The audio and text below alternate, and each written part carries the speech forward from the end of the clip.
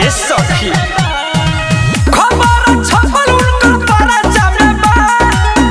जामे बा हमरा भातारा के हमरा सुगावा के